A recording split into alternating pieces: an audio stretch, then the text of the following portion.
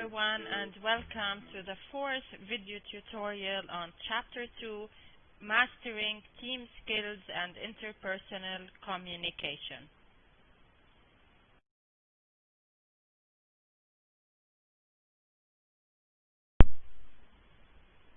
In this video, we will identify three major modes of listening, describe the listening process, and explain the problem of selective listening.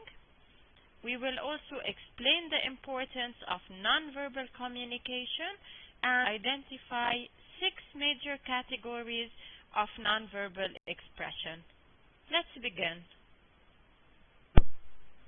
Improving your listening skills. Your long-term career prospects are closely tied to your ability and willingness to listen. Listening is one of the most important skills in the workplace. Effective listening strengthens organizational relationships, alerts an organization to opportunities for innovation, and allows an organization to manage diversity both in the workforce and in the customers it serves. Companies whose employees and managers listen effectively stay in touch, up to date, and out of trouble. Conversely, poor listening skills can cost companies millions of dollars per year as a result of lost opportunities, legal mistakes, and other errors. Some 80% of top executives today say that listening is the most important skill needed to get things done in the workplace. Plus, today's younger employees place a high premium on being heard, so listening is becoming even more and more vital for managers.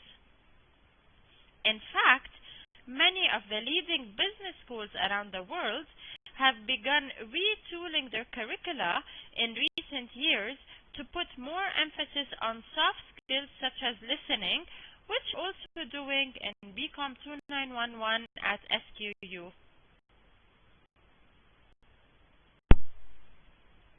Effective listeners adapt their listening approaches to different situations.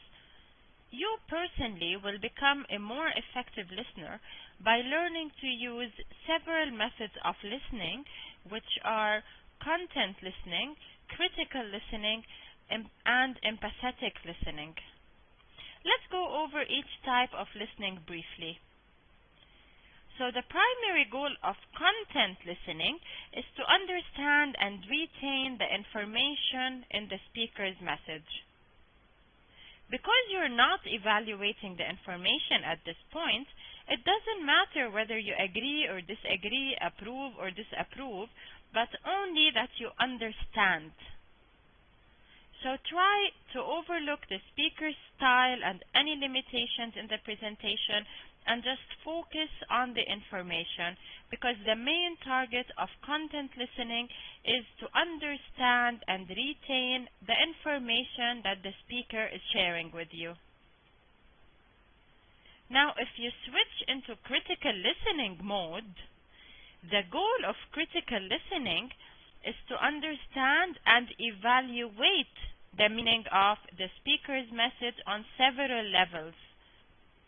So the logic of the argument, the strength of the evidence, the validity of the conclusions, the implications of the message, the speaker's intentions and motives, and maybe even the omission of any important or relevant points.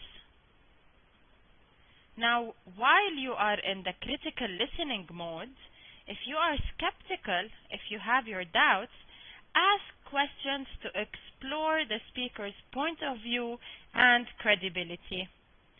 Be on the lookout for bias that could color the way the information is presented, and be careful to separate opinions from facts. So the goal of critical listening is to understand and to evaluate, to analyze the information on many different levels. Now, the third mode of listening is empathetic listening. The goal of empathetic listening is to understand the speaker's feelings, needs, and wants so that you can appreciate his or her point of view regardless of whether you share the same perspective. By listening with empathy, you help the individual vent the emotions or let out the emotions that prevent a calm, clear-headed approach to the subject. Avoid the temptation to jump in with advice unless the person specifically asks for it. Also, while practicing empathetic listening, do not judge the speaker's feelings and do not try to tell people that they shouldn't feel this or that emotion. Instead, let the speaker know that you appreciate his or her feelings and that you fully understand the situation. After you establish that connection, you can help the speaker move on to search for a solution. Now, no matter what mode you are in at any given time, to be an effective listener, try to engage in active listening. So, make a conscious effort to turn off your own filters and biases to truly hear and understand what the other is saying. Active listeners ask questions to verify key points and encourage the speaker through positive body language. So regardless whether you are engaging in content listening, critical listening, or empathic listening, make sure to be an active listener. So as I previously mentioned, that no matter what mode you are using at any given time, try to be an active listener. So active listeners make a conscious effort to turn down your own filters and biases and to truly hear and understand what the other person is saying. Maybe you might even ask questions in order to clarify points, and also you encourage the speaker through positive body language. Now, as an active listener, you may not be able to control some factors such as conference room acoustics or poor phone reception, but you can control other factors such as not interrupting the speakers and not creating distractions that make it difficult for others to pay attention. And don't think you're not interrupting just because you're not talking. Such actions as texting or checking your watch can interrupt the speaker and lead to communication breakdowns. So, to truly be an active listener, let's take a look at these 5 elements of active listening. So first of all, have an open and positive state of mind. Why this is important is because this mindset makes you receptive to new information and positive about the experience of listening to this person. Also, active engagement. So if you don't commit to being in and staying in the conversation, your mind will wander somewhere else and the other person will sense that you are not fully engaged. To be an active listener, also have respect for silence. So a moment of silence might be the speaker collecting or reconsidering his or her thoughts. So if you step in too soon, you can interrupt his flow of ideas. Another element of being an active listener is having nonverbal awareness. So intentional and unintentional nonverbal signals can explain and amplify the speaker's message. Finally, thoughtful note-taking. So if the information is important, don't rely on your memory because it's too easy to forget key details, and maybe you can take notes throughout the communication process, which will show that you are actively listening to what is being said. Next, we move on to understanding the listening process. So when you are engaged in a conversation, or when you are listening to a live or recorded speaker, just as you are listening to this lecture now, the success of the communication effort depends on your performance as a listener. Listening is a more complex process than most people imagine, and most of us actually are not very good at it. The numbers reveal that people typically listen at no better than a 25% efficiency rate.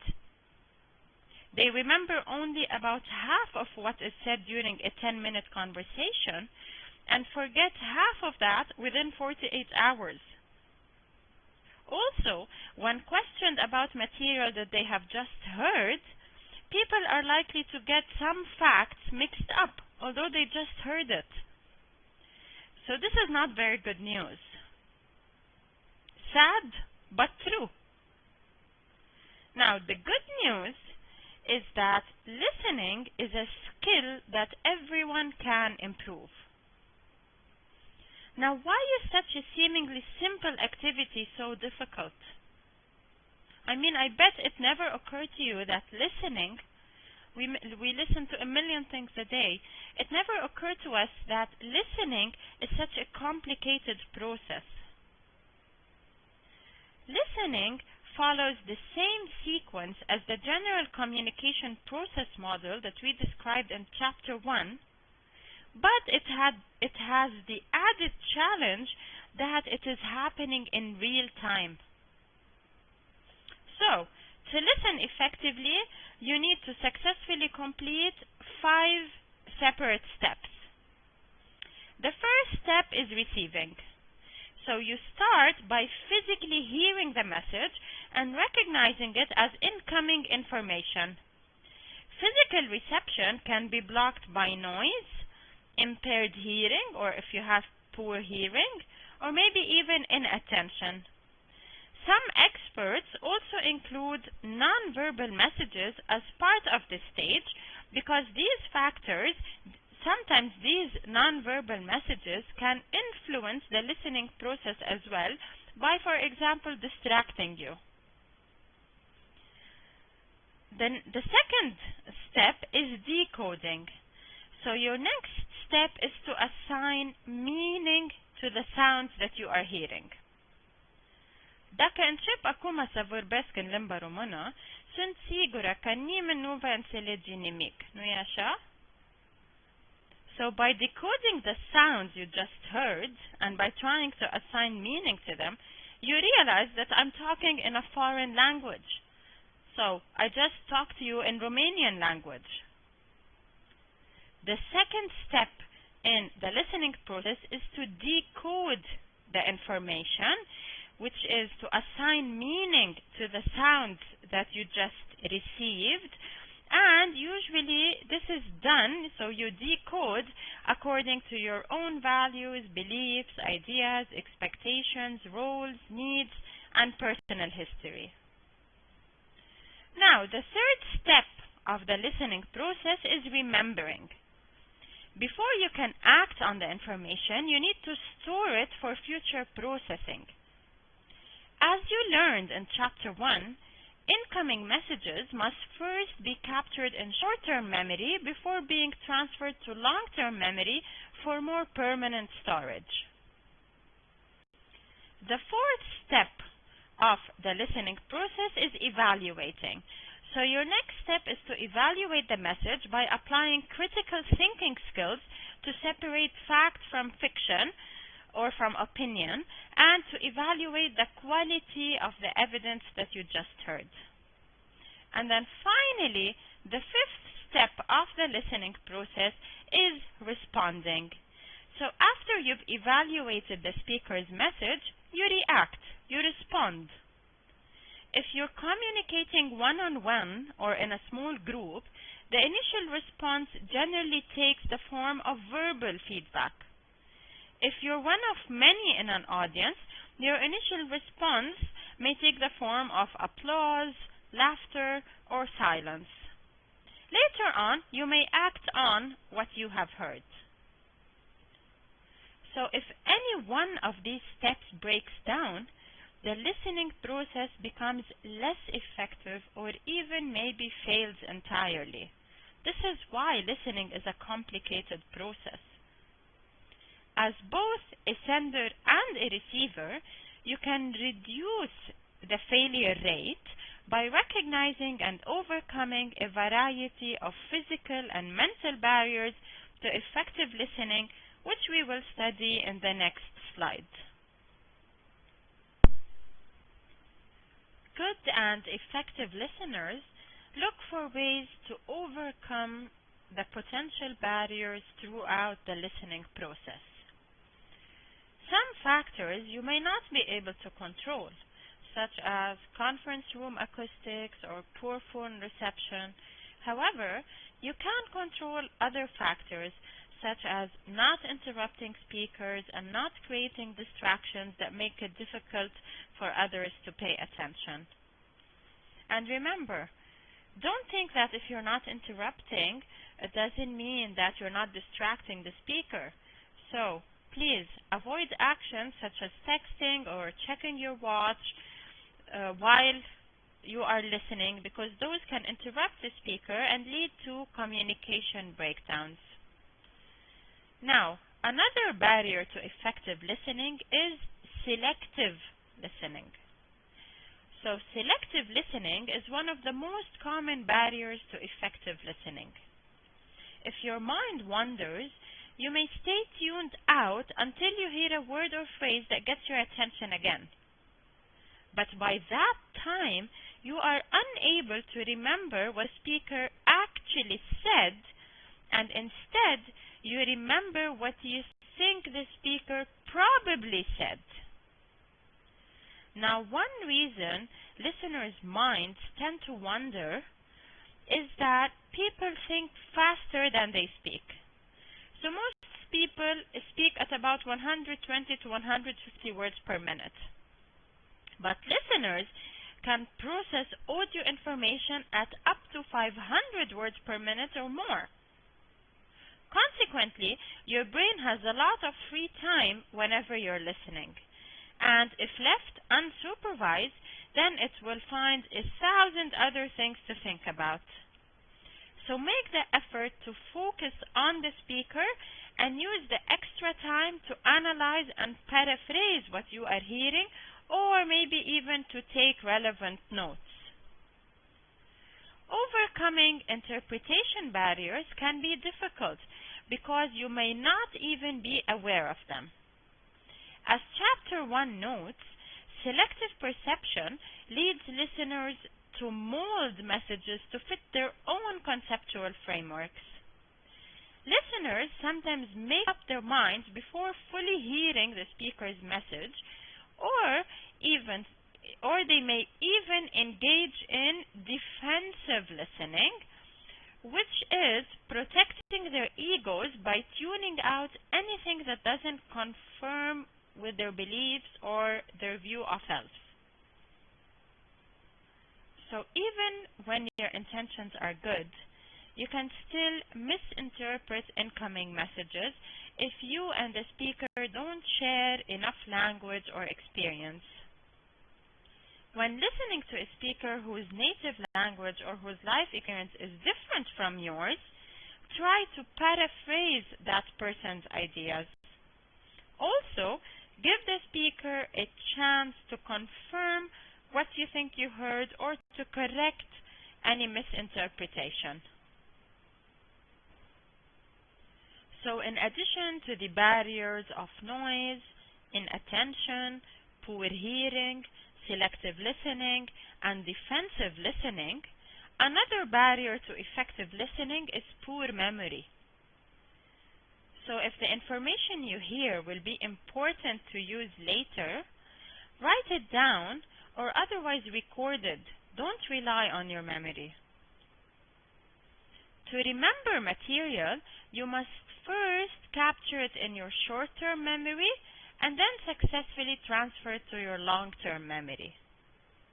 Now, if you need to memorize, you can hold information in your short-term memory by repeating it silently, or by organizing, let's say, a long list of items into several shorter lists.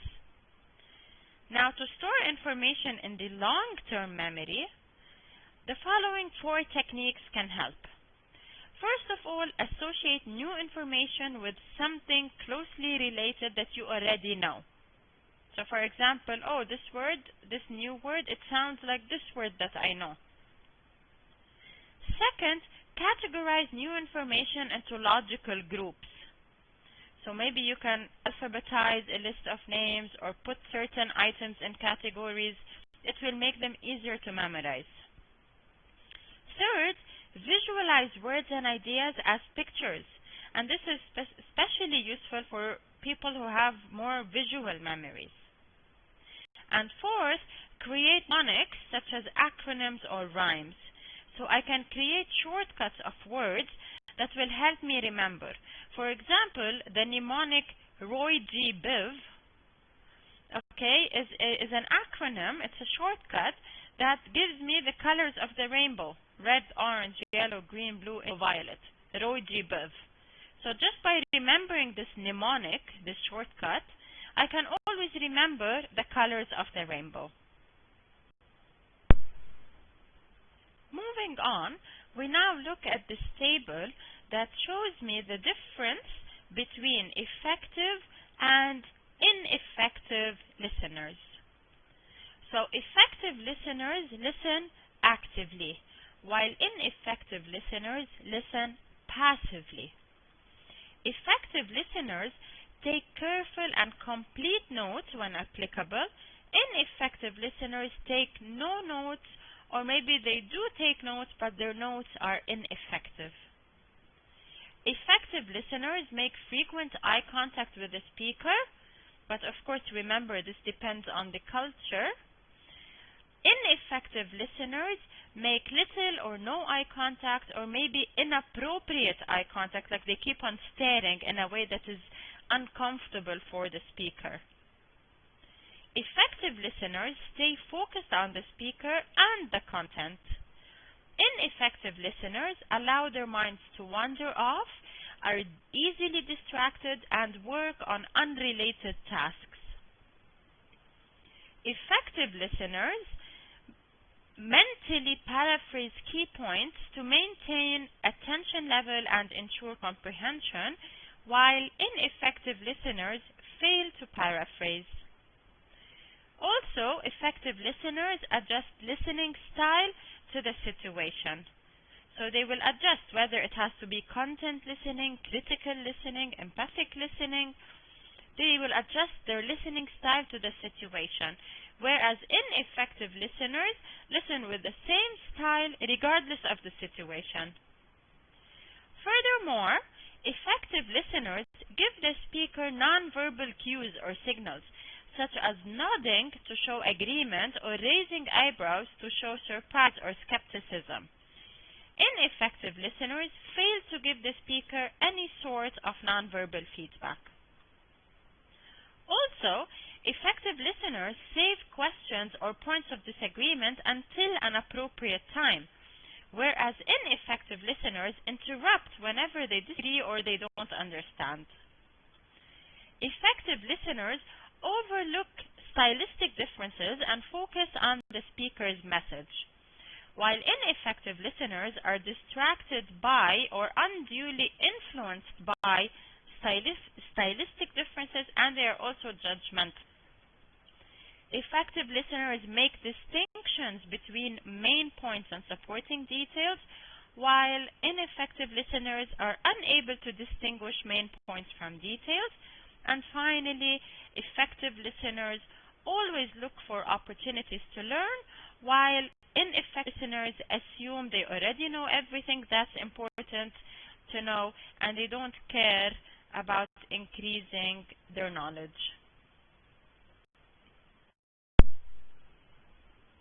As a reminder of the steps we can take to overcome listening barriers in order to end up with effective listening, let's take a brief look at this checklist. So, lower barriers to physical reception whenever you can, such as avoiding interrupting speakers by asking questions or by exhibiting disruptive nonverbal behaviors. Avoid selective listening by focusing on the speaker and carefully analyzing what you hear. Keep an open mind by avoiding any prejudgment and by not listening defensively. Don't count on your memory. Write down or record important information. Improve your short-term memory by repeating information or by breaking it into shorter lists. And finally, improve your long-term memory by using association, categorization, visualization, and mnemonics. In the second half of this video tutorial, we move on to learning objective number 6, which is improving your nonverbal communication skills. Remember, nonverbal communication is the interpersonal process of sending and receiving information both intentionally and unintentionally without using written or spoken language. Nonverbal signals play a very important role in communication because they can strengthen a verbal message when the nonverbal signals match the spoken words. They can also weaken a verbal message when the nonverbal signals do not match the spoken words, or in some cases they can replace words entirely. For example, you might tell a client that a project is coming along nicely, but your forced smile and your nervous glances are sending an entirely different message. So nonverbal signals play a very important role in communication, and keep in mind that they can strengthen a verbal message, weaken it, or even replace it. Paying special attention to nonverbal signals in the workplace will enhance your ability to communicate successfully. The range and variety of nonverbal signals are almost endless, but you can grasp the basics by studying 6 general categories of nonverbal communication. The first category is facial expression. So your face is the primary vehicle for expressing your emotions. It reveals both the type and the intensity of your feelings. Your eyes are especially effective for indicating attention and interest, for influencing others, for regulating interaction, and in some cases for establishing dominance. Moving on, gesture and posture are also a category of nonverbal communication. So the way you position and move your body expresses both specific and general messages, some voluntary and some involuntary. Many gestures, like a wave of the hand for example, have specific and intentional meanings. So you are waving your hand on purpose. Other types of body movement are unintentional and express more general messages. For example, slouching or leaning forward, fidgeting, moving from one place to another, not being able to stand still, and walking briskly are all unconscious signals that can reveal whether you feel confident or nervous, friendly or hostile, assertive or passive, powerful or powerless. The third category of nonverbal communication is vocal characteristics. So your voice carries both intentional and unintentional messages. A speaker can intentionally control pitch, pace, and stress certain words to convey a specific message.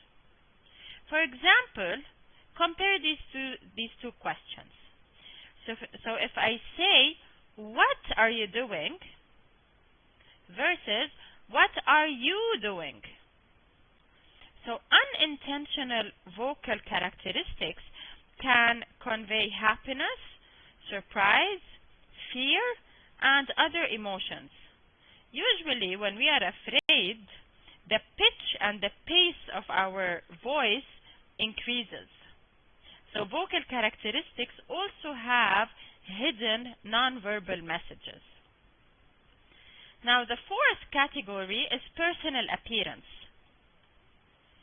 So people respond to others on the basis of their physical appearance, sometimes fairly and other times unfairly. Although an individual's body type and facial features impose limitations, so I didn't choose the way my face looks, let's say, but you can still control grooming, clothing, accessories, piercings, tattoos, hairstyle. So these aspects of your personal appearance. Now, if your goal is to make a good impression, it is advised that you adopt the style of the people that you want to impress. The fifth category of nonverbal communication is touch.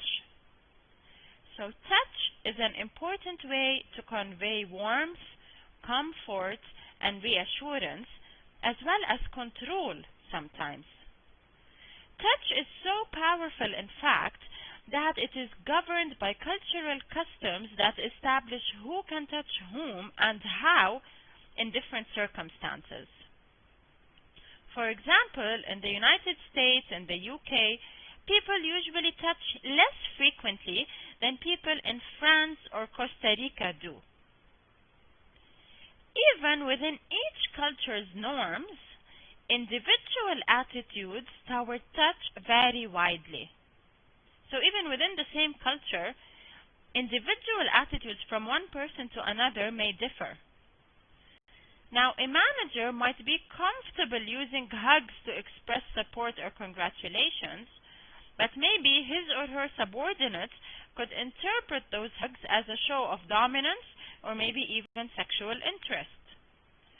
So touch is a complex subject, and the best advice is that whenever you are in doubt, do not touch.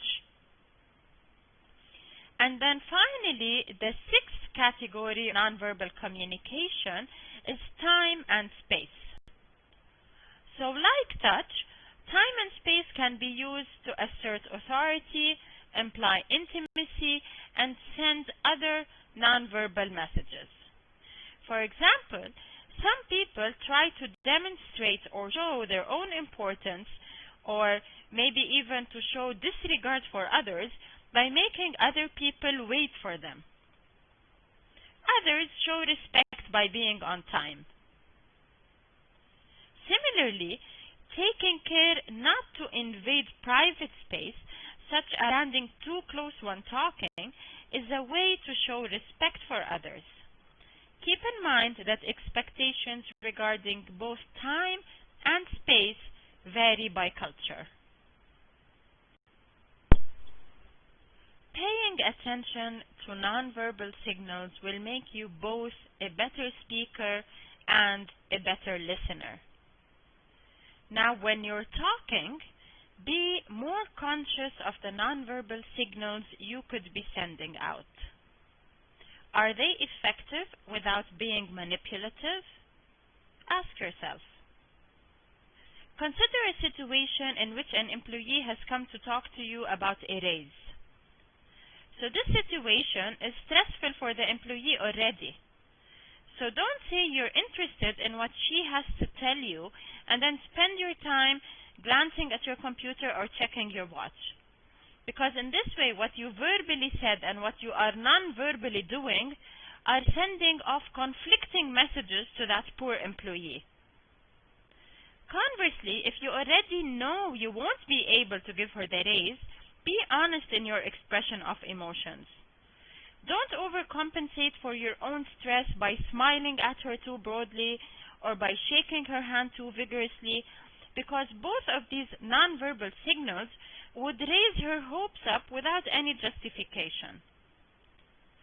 So, what I'm trying to tell you here is that always match your nonverbal signals to the tone of the situation. Also, consider the nonverbal signals you send when you're not talking.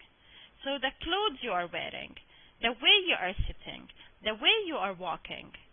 Are you talking like a serious business professional but dressing like you belong on the beach? Now, appropriate clothing for work situations will be discussed in the next section, in the next video tutorial actually, when we learn about business etiquette.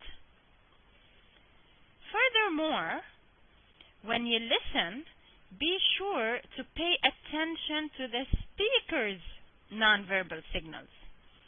So do they strengthen the spoken words or do they contradict them? Is the speaker intentionally using nonverbal signals to send you a message that he or she cannot put into words? So be observant, but don't assume that you can read someone like a book. Nonverbal signals are powerful, but they are not fully reliable, especially if you do not know a person's normal behavioral patterns. For example, contrary to what most people believe, avoiding eye contact and covering one's face while talking are not reliable clues that someone is lying. Even when telling the truth, most people don't make uninterrupted eye contact with the listeners, and various gestures such as touching one's face might be normal behavior for particular people.